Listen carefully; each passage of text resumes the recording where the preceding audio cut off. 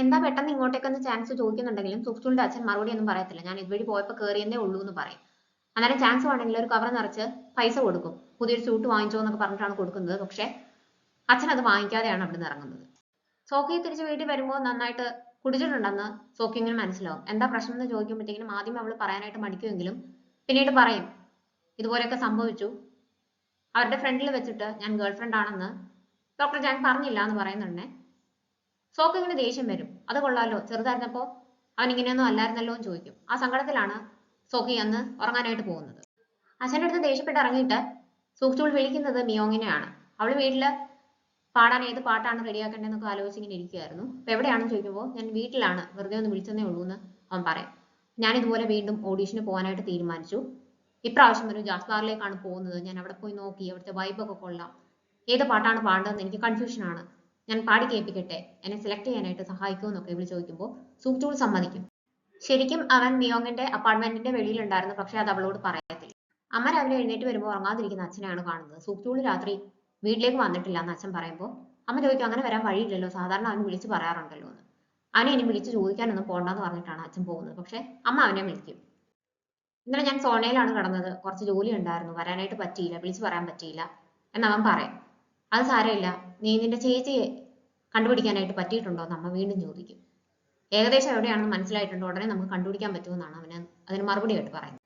അച്ഛൻ ഇന്നലെ ചെയർമാനെ കാണാൻ വന്നിട്ടുണ്ടായിരുന്നു എന്ന് സാങ്കുള് സൂചുവിന്റെ അടുത്ത് പറയുമ്പോൾ എന്തിനാണെന്ന് അവൻ ചോദിക്കും. അപ്പൊ എന്തിനാണെന്ന് പറഞ്ഞില്ല, പ്രത്യേകിച്ചൊന്നും റീസൺ ഒന്നും പറഞ്ഞില്ല. അദ്ദേഹത്തിന് കൊടുക്കാനായിട്ട് കുറച്ച് പൈസ കൊടുത്തിട്ടുണ്ടായിരുന്നു ചെയർമാൻ.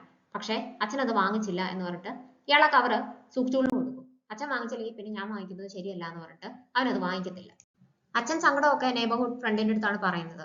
ഇന്നലെ അവന്റെ മുഖം കണ്ടപ്പോൾ ഞാൻ പണ്ട് എലിമെന്ററി സ്കൂളിൽ പഠിക്കുമ്പോൾ അവനെ കാണാനായിട്ട് ചെന്നതാണ് ഓർത്തത്.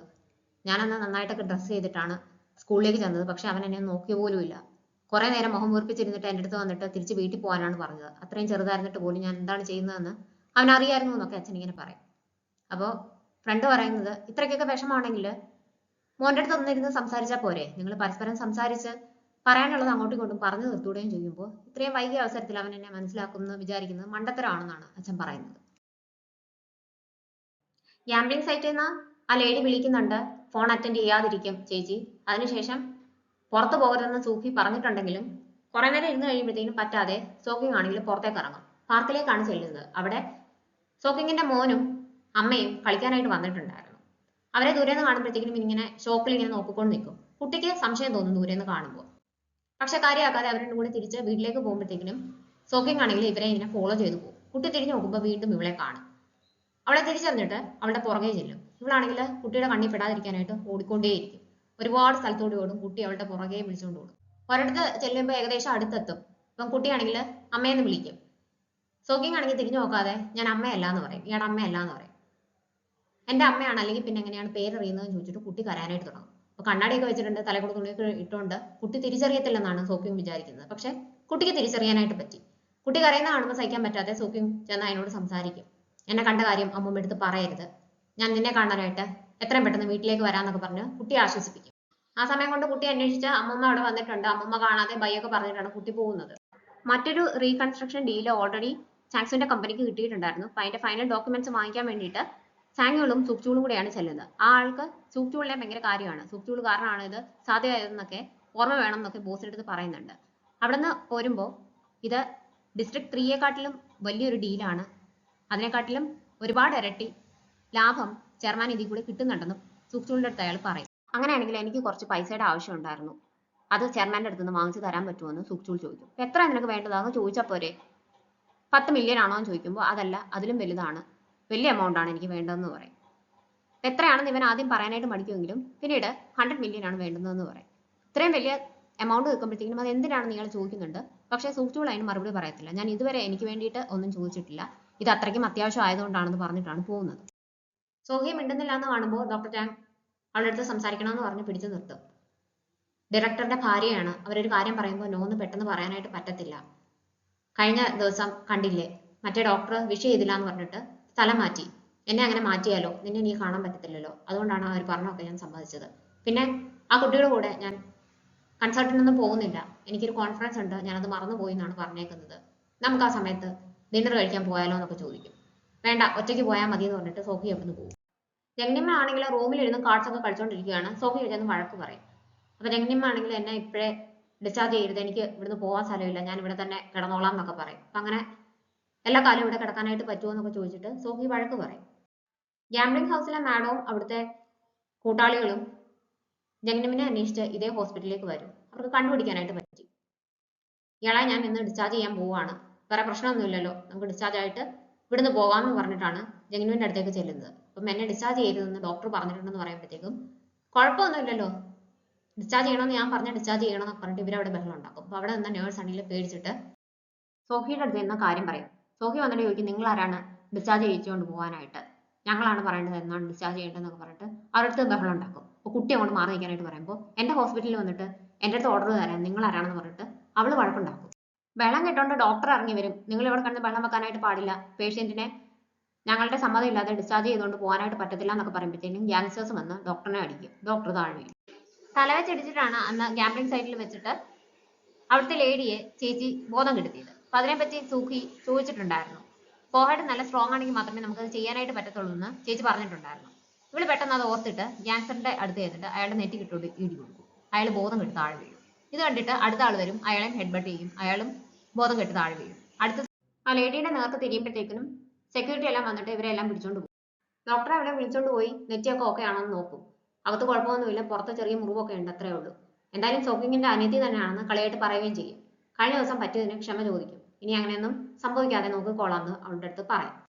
ചാങ്യോൾ വന്ന ചെയർമാൻ്റെ അടുത്ത് ഇത് സൈൻ ചെയ്യാൻ പോകണമെന്ന് പറഞ്ഞിട്ട് സൂക്ചോൾ ഇതുപോലെ ഒരു വലിയ എമൗണ്ട് ചോദിച്ചിട്ടുണ്ടെന്ന് പറയും. എത്രയാണ് അവൻ ചോദിച്ചതെന്ന് പറയുമ്പോഴത്തേനും 100 മില്യൺ ആണ് ചോദിച്ചേക്കുന്നത്, അത്രയും വലിയ എമൗണ്ട് ഒന്നും കൊടുക്കാൻ പറ്റത്തില്ലെന്ന് ഞാൻ അവനോട് പറഞ്ഞായിരുന്നു എന്ന് പറഞ്ഞു നിർത്തുമ്പോഴത്തേക്കും ചെയർമാൻ ഇങ്ങനെ നോക്കിയിട്ട് അവന് ആവശ്യമുള്ള പൈസ അവന് കൊടുത്തേക്കാനായിട്ട് പറയും. അപ്പൊ ഇയാൾ ഇങ്ങനെ അന്തം വിട്ട് നോക്കുന്നതുകൊണ്ടേ പൈസ കാരണമാണ് ജയ്ഹൂൺ ഇവിടുന്ന് പോയത്, അതുപോലെ സൂക്ചൂളിനെ കൂടെ എനിക്ക് നഷ്ടപ്പെടാൻ വയ്യ എന്നാണ് പറയുന്നത്.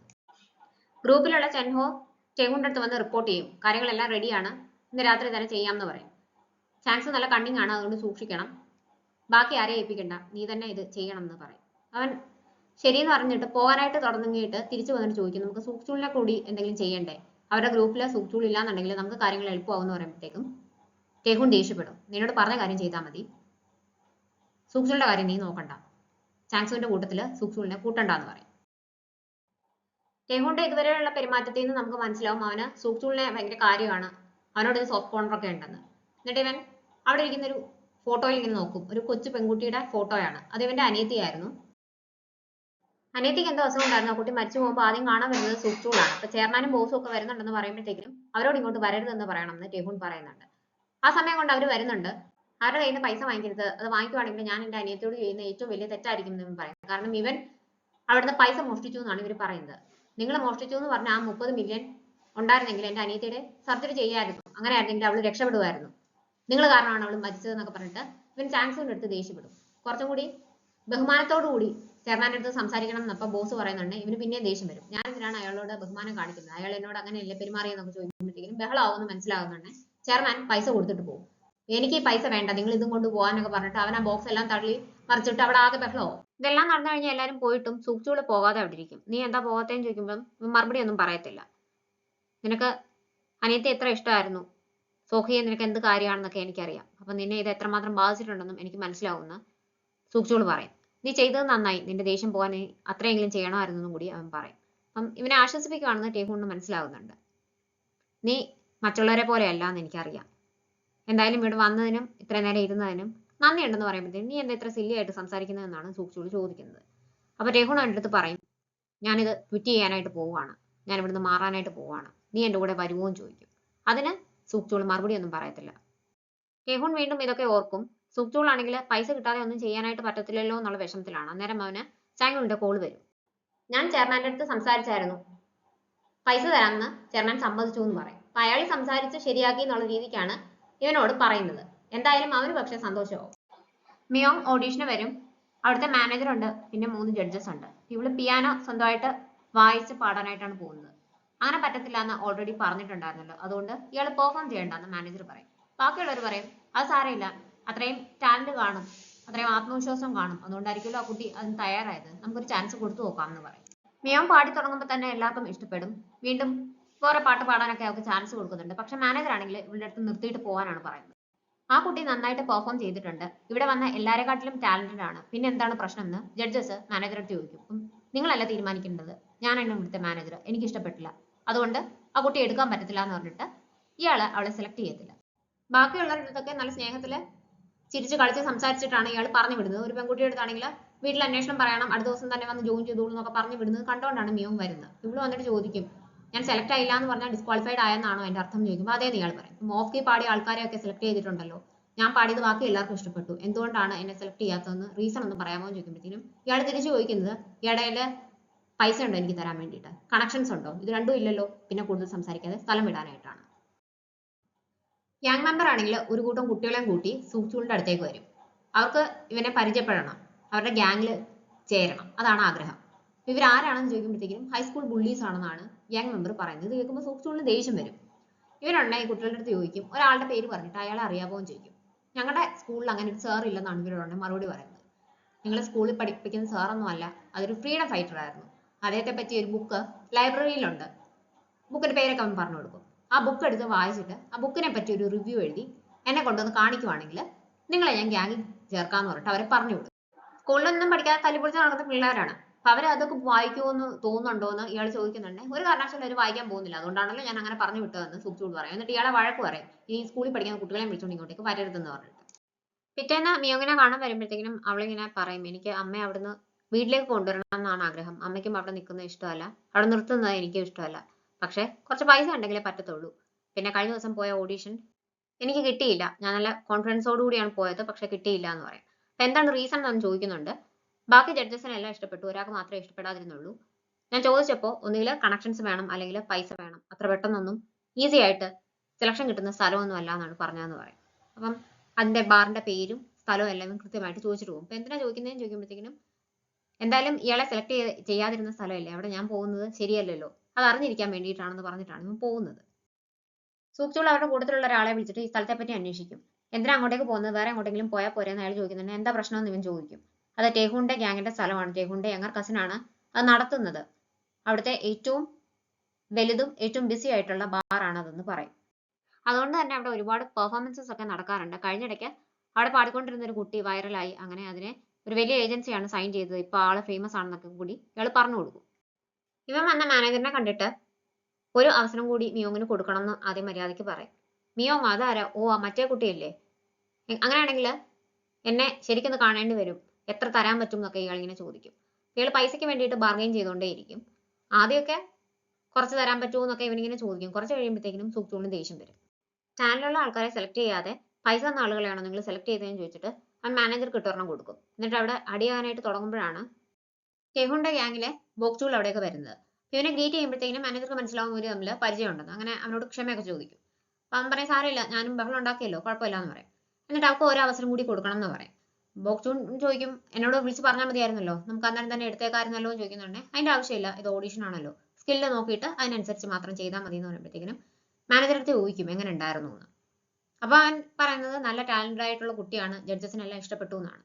ബോക്ചൂളിന് അപ്പം സംശയം തോന്നും, എന്തുകൊണ്ട് പിന്നെ എടുത്തില്ല എന്ന് ചോദിക്കുമ്പോഴത്തേക്കും ഇയാൾക്ക് മറുപടി ഒന്നും പറയാൻ പറ്റത്തില്ല. പിന്നെ അയാളെ പ്രശ്നത്തിലാക്കണ്ടെന്ന് വിചാരിച്ചിട്ട് സൂക്ചൂൾ പറയും, കുഴപ്പമൊന്നുമില്ല, ഇപ്പൊ എല്ലാം ഓക്കെ ആയല്ലോ, ഞാൻ പോവാ, നോക്കിയാൽ മതി എന്ന് പറഞ്ഞിട്ട് പോകാനായിട്ട് തുടങ്ങുമ്പോഴത്തേക്കും സൂക്ചൂളിന്റെ അടുത്ത് ബോക്ചൂൺ ചോദിക്കും, ഞാൻ കഴിഞ്ഞ ദിവസം പറഞ്ഞ കാര്യം എന്തായി എന്ന്. ഇവൻ തിരിഞ്ഞ് പറയുന്നത്, നമ്മൾ ഓൾറെഡി ഡിസ്കസ് ചെയ്തതല്ലേ, വീണ്ടും എന്തിനാണ് അതിനെപ്പറ്റി പറയുന്നത്, സ്പോർട്സ് ടീം മാറുന്ന കൂട്ട് പൈസയ്ക്ക് വേണ്ടിയിട്ട് ഗ്യാങ്സ്റ്റേഴ്സ് ടീം മാറാറില്ല എന്ന് പറഞ്ഞിട്ട് പോകും.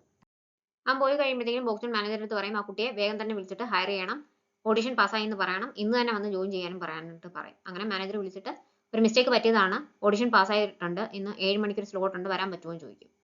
മിയോങ് അന്നേരം അമ്മയുടെ കൂടെ ഹോസ്പിറ്റലിലായിരുന്നു. അന്നേരമാണ് കോൾ വരുന്നത് മാനേജറുടെ. പ്രതീക്ഷിക്കാത്ത കോൾ ആയതുകൊണ്ട് തന്നെ അവൾക്ക് കേൾക്കുമ്പം സന്തോഷമാവും, ഇന്ന് തന്നെ വന്ന് ജോയിൻ ചെയ്യാമെന്ന് സമ്മതിക്കുകയും ചെയ്യും.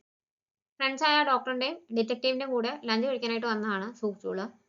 അന്നേരം അവൻ പറയും, എനിക്കൊരു ഗേൾഫ്രണ്ട് ഒക്കെ ഉണ്ട്, മിയോങ് ആണെന്ന് പറയും. മിയോങ്ങിനെ ഇവർക്കും അറിയാം, സ്കൂളിൽ ഒന്നിച്ച് പഠിച്ചതാണ്. അപ്പൊ എന്ത് ചെയ്യുന്നു എന്ന് ചോദിക്കുന്നുണ്ടെ അവള് സിംഗർ ആണ്, ഉടനെ തന്നെ ഫേമസ് ആവും എന്നൊക്കെ സന്തോഷത്തോടു കൂടിയാണ് ഇവൻ പറയുന്നത്.